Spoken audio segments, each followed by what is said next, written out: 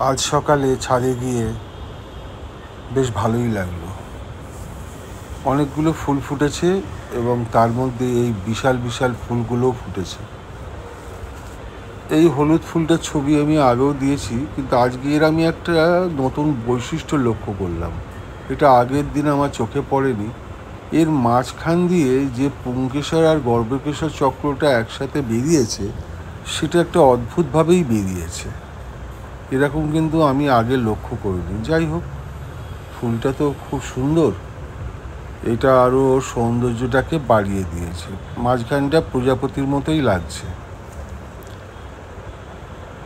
এর পাশাপাশি কিছু গোলাপি ফুলও ফুটেছে, জবা, এগুলো সব জবা।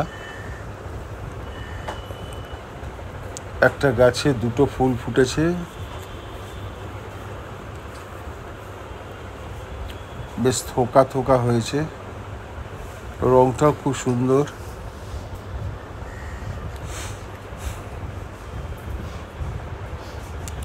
এটা আর এক ধরনের হলুদ জবা, আগেরটার মতো না। এটা পুরো হলুদ, এর মধ্যে অন্য কোনো রং নেই।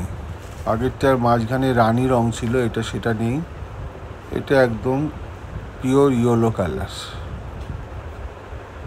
এইটা একটি ডাবল জবা, একটা জবা থেকে আরেকটা জবা বেরিয়েছে। এটা আমি আগেও দেখিয়েছি। আজকে এগুলো ফুটেছে বলে আবার আমি রিলটা তৈরি করলাম। এই গাছটা অনেকগুলোই ফুটেছে। ধন্যবাদ।